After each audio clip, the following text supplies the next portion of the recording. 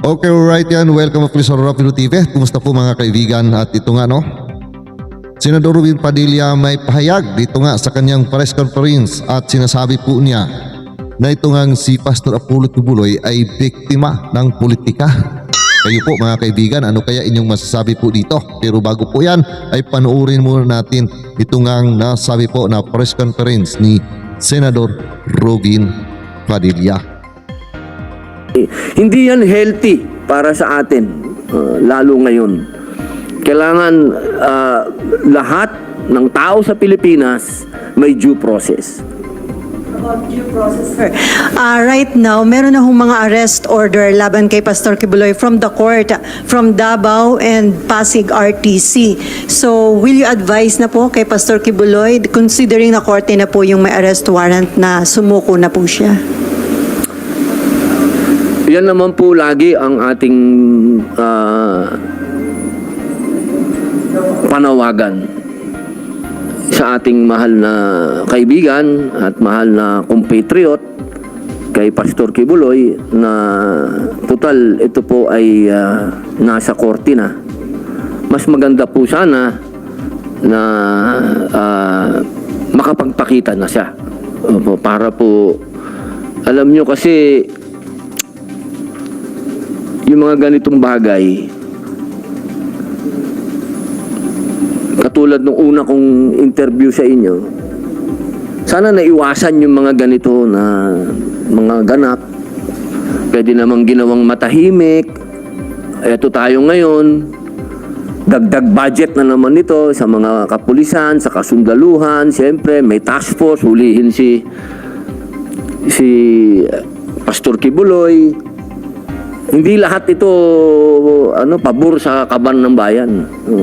Sana meron nandyan na yan, meron ng operation. Sana lang nagdasal po tayo na walang mangyaring violent. Sana maging mapayapa. Kasi katulad ng sinabi ko nun, napakahirap na pagsamahin natin sa issue na to ang faith at politics. Ang hirap po niyan. Kumbaga, ang daming taong masasaktan dito sa issue na to. At pananampalataya yun. Mahirap tayong maipit sa gitna pagka pinag-usapan ng pananampalataya. Sa totoo lamang po, inaantay po namin hanggang ngayon yung desisyon kung kailan kami makakapag-hearing patungkol po sa pagtanggal ng franchise ng SMNI. Hanggang ngayon, naantay po namin ng desisyon kung kailan kami makapag-hearing.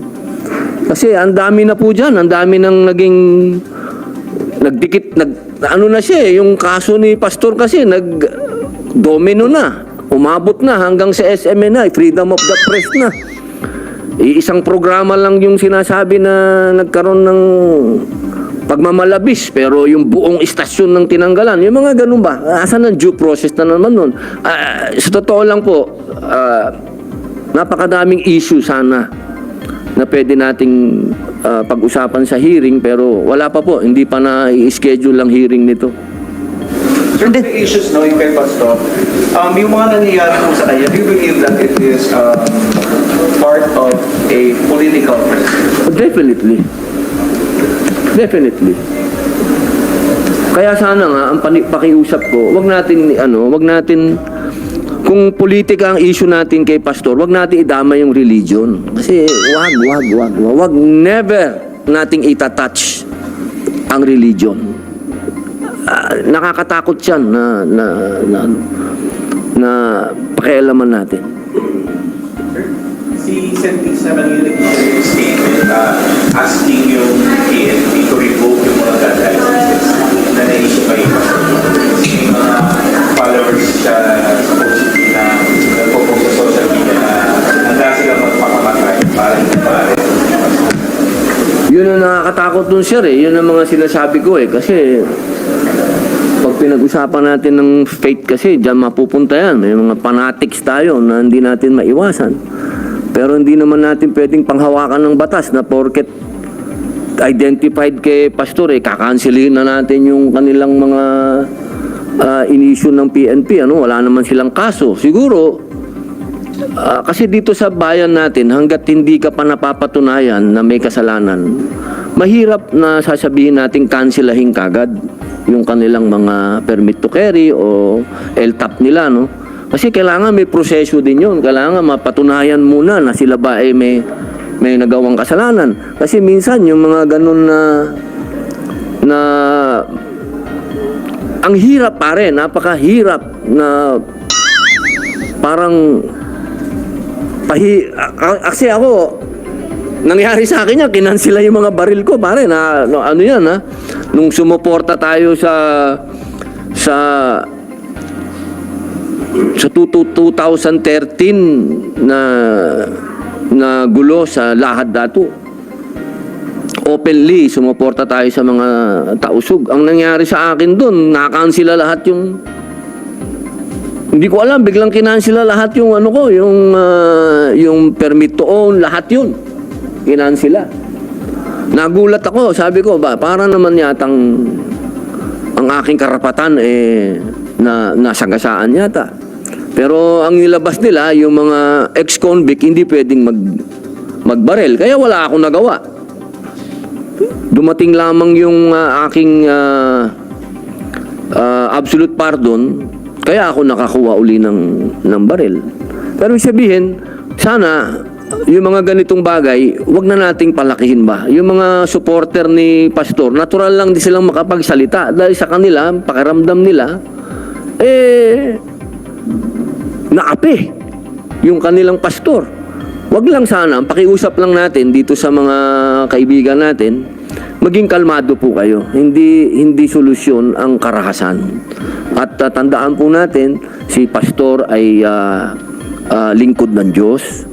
At ang kanya pong dinadanas ngayon isang pagsubok. Isang pagsubok sa kanyang pananampalataya at sa pananampalataya ng tinatayuan niyang relihiyon. At isang bagay ito na nagpapatunay na kapag malapit tayo sa pagsubok, ibig sabihin malapit tayo sa Diyos.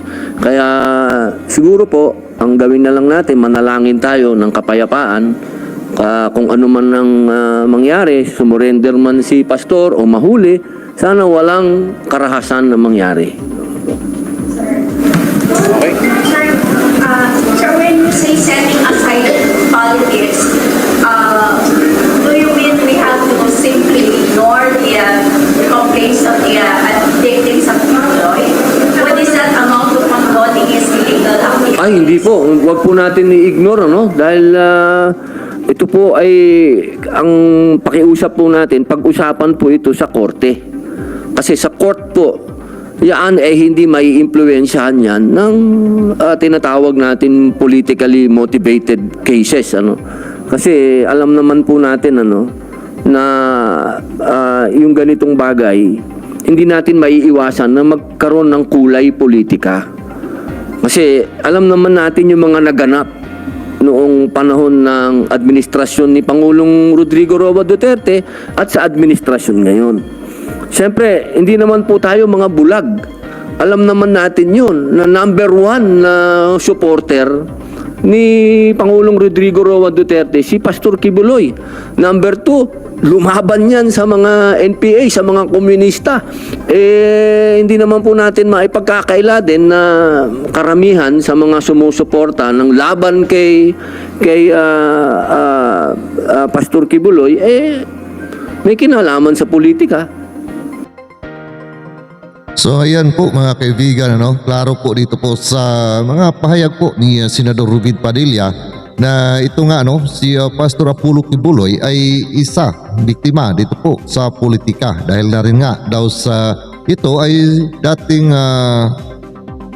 kilalang supporter po ni dating Pangulong Rodrigo Roa Duterte at matalik na kaibigan ito ni dating Pangulong Rodrigo Roa Duterte. Kaya yan po ang nakikita po ni Senador Rubin Padilla na ito nga pangyayari di umano kay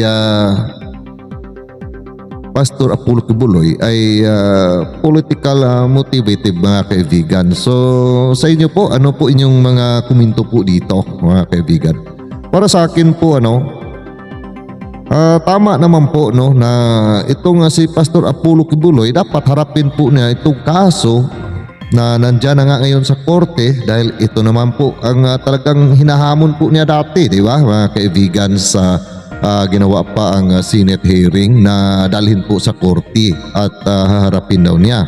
So ngayon nga ay ito na nga ang sinasabi po niya na sa korte at bakit ay hanggang ngayon ayaw pa rin po niyang lumabas, ayaw pa rin po niyang magpapakita, di ba mga kaibigan? Kaya ay nagtataka din po ako dito kay Pastor Apollo Kibuloy. Yung mga sinasabi po niya ay parang kinakain lang din po niya mga kaibigan, di ba? Sorry po no sa mga sumusuporta po kay Pastor Apollo Kibuloy, pero ito po talaga ang atin pong nakikita ngayon na siya nga ang naghamon po dito kahit balikan pa ninyo yung pong mga kanyang sinasabi nung mga panahon pa, nung ginawa pa ang Senate hearing, di ba? Ay sabi po niya na hindi po niya haharapin sa Senado ang kaso na ito dahil hindi naman daw ito yung tamang venue na haharapin po niya ang kaso. Dapat po sa korte. So, kung patungkol doon sa kanyang sinasabi na hindi niya haharapin sa Senado, well, nasa kanya po yun mga kaibigan, no? Pero dito po sa korte na siya na mismo ang nagsasabi na dito niya haharapin, pero hanggang ngayon ay hindi nga niya hinaharap at hindi pa nga nalalaman kung nasaan nga siya ngayon nagtatago, di ba mga kaibigan? Meron naman po siyang panibagong palusot na patungkol doon sa mga FBI o sa mga CIA o yung galing po sa Amerika, di umano mga kaibigan, na nakikialam po dito sa kaso. Yung kaso po niya sa Amerika matagal na po, di ba? At alam po niya yon na mayroon talaga siyang kaso na haharapin po sa bansang Amerika. So, ngayon nga ay dapat na po niya na mapatunayan itong mga aligasyon laban sa kanya na walang katotohanan base sa kanyang mga sinasabi, di ba mga kaibigan, na ito po ay paninira lamang sa kanya. Itong mga tao na naging witness laban sa kanya ay mga binabayaran di umano. So, para sa akin ay sa korte talaga niya haharapin. At tama naman po si Senador Robin Padilla na huwag po nilang i-ignore ito dahil sa korte po ay talagang doon po ay hindi na po mahahaluhan pa ng politika. At kung talagang wala siyang ginawa na kasalanan, hindi totoo itong lahat na ito, mapawalang sala po siya, di ba mga kaibigan? Kung ito man po, base sa sinasabi ni Senador Robin Padilla, ito nga po ay pagsubok no, ng ating Panginoon sa kanya dahil sa kanyang pananampalataya at isa nga po siyang lingkod ng ating pong mahal na Panginoon dahil siya po ay isang pastor. Bakit po matakot siya kung malakas po ang pananampalataya niya sa ating Panginoon, di ba mga kaibigan? So, dapat ipakita po niya sa mga tao na nagmamahal sa kanya, lalong-lalo na po yung mga miyembro sa kanya pong church, na siya ay totoong lingkod ng ating mahal na Panginoon at handa po niyang harapin kung anuman po pagsubok ng buhay na darating po sa kanya dahil nga siya po ay lingkod ng ating mahal na Panginoon. Hindi po niya kakatakutan itong pangyayaring ito dahil nga sabi ni Senador Robin Padilla, ito nga ay pagsubok at pag mayroon kang pagsubok, ibig sabihin di umano ay malapit ka sa ating mahal na Panginoon. So, ano bang ikakatakot ni Pastor Apollo Kibuloy? Bakit hindi po niya ito haharapin? Kahit man sabihin natin na totoo ang sinasabi na siya ay biktima ng politika dahil na rin sa kaibigan po niya si dating Pangulong Rodrigo Roa Duterte, pero dapat ay sagutin niya ito. Nasa korte na po, di ba mga kaibigan? Kasi pagka hindi po niya ito sasagutin, habang buhay po siyang magtatago at habang buhay po siyang pinaghahanap ng batas.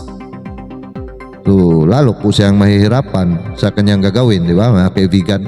Hindi po niya ma-enjoy kung ano man po ang meron po siya ngayon na sabi niya ay pinaghirapan po niya, di ba? So yun lang po no, para sa akin mga kaibigan. Nasa inyo po no kung ano po inyong komento sa mga sumusuporta po kay Pastor Apollo Kibuloy. Dito lang po tayo sa tama. Dahil ito naman po talaga ang tama na harapin po niya ito pong kaso na ito. So ayan po no, maraming salamat po no sa inyong patuloy na pagsuporta, pagsubaybay dito po sa aking mga ginagawa po ng mga reaction video dito sa aking YouTube channel, game sa aking Facebook page. Maraming salamat po sa inyo, Ma'am and Sir. At sa lahat po nating mga kababayan, Luzon, Visayas at Mindanao at sa ating mga ka-OFW, palagi lamang po tayo mag-iingat kung saan man tayo naroon. At see you po sa next video ko. Paki-like naman po ang video kung nagustuhan po ninyo. God bless all of us.